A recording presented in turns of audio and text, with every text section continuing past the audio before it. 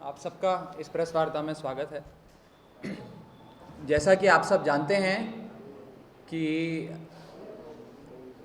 पिछले कुछ दिनों से ओम प्रकाश चौटाला जी, जिनको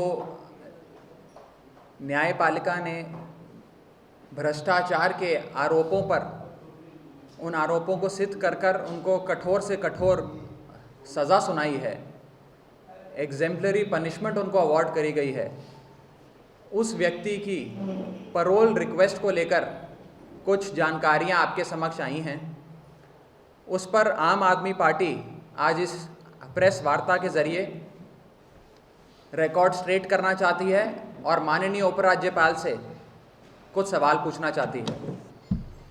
अक्सर ये देखा जाता है कि जब भी भ्रष्टाचार का मुद्दा आता है तो माननीय उपराज्यपाल या तो उस पर पर्दा डालने की कोशिश करते हैं या जो भ्रष्टाचार हो रहा है उसको रफा दफा करने की कोशिश करते हैं।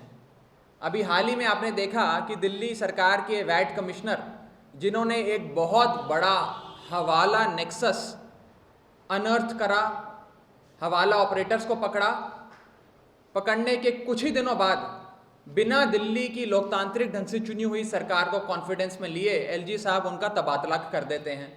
किसके इशारे पे तबादला करते हैं, ये सारी चीज़ें आपके सामने हैं। इसी के चलते हमने देखा कि ओम प्रकाश चौटाला जी की जो पैरोल प्ली आई, उसके लिए 28 अक्टूबर 2015 यानी कि परसों एलजी ऑफिस से एक प्रेस रिलीज जारी करी गई और उसमें यह कहा गया कि जो उनकी पैरोल की रिक्वेस्ट आई थी वे 5 अक्टूबर को ही रिजेक्ट कर दी गई और उसके बाद कोई भी इस प्रकार की रिक्वेस्ट एप्लीकेशन नहीं आई है। अब हम आज एलजी साहब को यह बताना चाहते हैं कि वे जिस प्रकार से एक भ्रष्टाचारी को बचा रहे हैं और साथ ही साथ प्रेस को मिसलीड कर रहे हैं, झूठ बोल रहे हैं प्रेस में, प्रेस को जो ऑफिशियल प्रेस रिलीज जारी कर रहे हैं, उनका ऑफिस जो जारी कर रहा है वो गलत प्रेस रिलीज जारी कर रहा है, झूठी प्रेस रिलीज जारी कर रहा है। ये किसके इशारे पर हो रहा है? आज हम आपके समक्ष ये जानकारी रखते हैं कि 16 अक्टूबर को ओम प्रकाश चौटाला जी की दूसरी पैरोल एप्लीकेशन की रिक्वेस्ट आई। उसी सिलसिले में एलजी साहब ने लोकतांत्रिक ढंग से चुनी हुई दिल्ली सरकार के गृह मंत्री पर दबाव बनाया, उनको प्रेशराइज कहा और कहा कि आप इस 84 साल के व्यक्ति को, जो क्योंकि 5 बारी एक नेशनल पार्टी के प्रेसिडेंट रह चुके हैं, उनको पैरोल क्यों नहीं दे रहे हैं।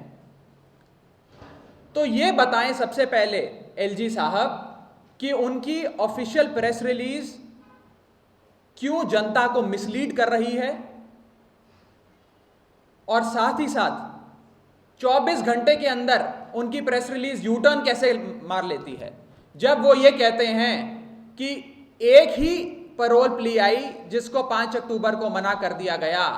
तो उन्होंने आपको ये जानकारी क्यों नहीं दी कि 16 अक्टूबर को एक और पैरोल प्ली आई थी जिसके लिए होम मिनिस्टर को प्रेशराइज करा गया? ये हमारा पहला सवाल एलजी साहब से। हमारा दूसरा सवाल, ओम प्रकाश चौटाला जी ने एक और रिक्वेस्ट मूव करी कि उनको दिल्ली की जेल से ट्रांसफर कर पंजाब की भटिंडा जेल में ट्रांसफर कर दिया जाए। इस ट्रांसफर की जो फाइल है उसको एलजी साहब बहुत खास दिलचस्पी दिखाते हुए, स्पेशल इंटरेस्ट दिखाते हुए डायरेक्टली होम डिपार्टमेंट के ऑफिशियल से मंगवाते हैं और कहते हैं कि वो फाइल मुझे दी जाए। वो रूल्स के हिसाब से नहीं मंगाते।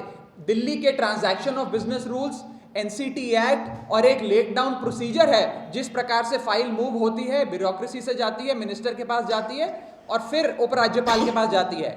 वे उस जरिए नहीं मंगाते हैं, वे डायरेक्टली होम डिपार्टमेंट के एक ऑफिशियल को कहते हैं कि आप वो फाइल लेकर आइए जो फाइल ओम प्रकाश चौटाला जी को दिल्ली से पंजाब जेल ट्रांसफर करने की रिक्वेस्ट लाती है।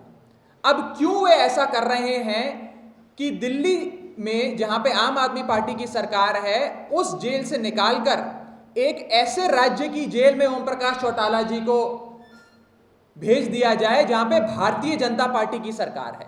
उनकी ऐसी क्या दिलचस्पी है कि ओम प्रकाश चौटाला जी भारतीय जनता पार्टी द्वारा शासित राज्य की जेल में ही जाएं? ऐसे कौन से खास प्रावधान करे जा रहे हैं वहां पे, ऐसे कौन सी फैसिलिटीज वहां पर हैं जो तिहाड़ जेल में नहीं है? तो एलजी साहब इस केस में क्यों इतना इंटरेस्ट ले रहे हैं और क्यों directly transaction of business rules और एक लेट डाउन प्रोसीजर को निग्लेक्ट करते हुए, डिसरिगार्ड करते हुए डायरेक्टली होम ऑफिशियल से फाइल मंगा रहे हैं? हमारा तीसरा सवाल, मई के महीने में एक और रिक्वेस्ट आती है ओम प्रकाश चौटाला जी की पैरोल के लिए। तो दो इंटरेस्ट तो मैंने आपको बता दिए, अब तीसरा इंटरेस्ट सुनिए। मई के महीने में एक और रिक्वेस्ट आती है कि भाई 1 महीने की एक्सटेंशन दे दीजिए ओम प्रकाश चौटाला जी को उनके पैरोल की। उस रिक्वेस्ट पर दिल्ली के गृह मंत्री लिखते हैं कि यह पैरोल रिक्वेस्ट अनवारंटेड है। This parole request is not warranted, it is hereby recommended for rejection. Home minister लिखित में यह देते हैं कि इस एक्सटेंशन की ओम प्रकाश चौटाला जी जो एक ऐसे व्यक्ति हैं जिनको न्यायपालिका ने भ्रष्ट घोषित करते हुए एग्जेम्पलरी पनिशमेंट अवार्ड करी है, उनको 1 महीने की एक्सटेंशन ना दी जाए। उसके बाद ये फाइल एलजी के ऑफिस जाती है। एलजी साहब लोकतांत्रिक ढंग से चुने हुए मंत्री की रिकमेंडेशन को डिसरिगार्ड करते हैं, सरकार की ओपिनियन को डिसरिगार्ड करते हैं और खास इंटरेस्ट लेते हुए ओम प्रकाश चौटाला जी को वो 1 महीने की एक्सटेंशन दे देते हैं। हमारा ये सवाल है कि क्या ये सच है कि उन्होंने ओम प्रकाश चौटाला जी के केस में मई के महीने में भी स्पेशल इंटरेस्ट दिखाते हुए सरकार की रिकमेंडेशन को खारिज करते हुए 1 महीने की एक्सटेंशन चौटाला जी को ग्रांट करी कि नहीं करी, और करी तो ऐसा क्यों करा? आज तक और ऐसे कितने प्रिजनर्स हैं, कॉन्विक्ट्स हैं, अंडर ट्रायल्स हैं जिनके केसेस में माननीय उपराज्यपाल ने इतनी दिलचस्पी दिखाई हो, इतना इंटरेस्ट लिया हो? और ऐसा क्यों है कि एक भ्रष्टाचारी को वे दिल्ली की जेल से पंजाब जेल ट्रांसफर करना चाहते हैं, एक भ्रष्टाचारी को वे राहत देना चाहते हैं, जेल से छूट देकर पैरोल देना चाहते हैं? इन सब पे उनका स्पष्टीकरण आना चाहिए। और हमारा आखिरी सवाल कि किसके दबाव में माननीय उपराज्यपाल आज एक ऐसे व्यक्ति की पैरवी कर रहे हैं, एक ऐसे व्यक्ति को पैरोल देने की कोशिश कर रहे हैं और गृह मंत्री पर प्रेशर बना रहे हैं, दबाव बना रहे हैं, जो खुद एक सिद्ध भ्रष्टाचारी है? किसके दबाव में आकर ये वे कर रहे हैं? कौन उन्हें कह रहा है? क्या कोई गृह मंत्रालय से उनको कह रहा है ये करने के लिए? क्या बीजेपी के शीर्ष नेतृत्व से उनको ये कहा जा रहा है? उनको कौन ये कह रहा है? कौन दबाव बना रहा है? किसकी इच्छाओं की पूर्ति वे कर रहे हैं कि ओम प्रकाश चौटाला जी को राहत दी जाए? ऐसा वो किसके कहने पर कर रहे हैं? वे इस पे स्पष्टीकरण दें। ये 4 सवाल आज आम आदमी पार्टी दिल्ली की जनता के बिहाफ पर माननीय उपराज्यपाल से पूछना चाहती है। इन सारे सवालों की अंग्रेजी की सूची आप सबको ईमेल पर भी उपलब्ध करा दी जाएगी।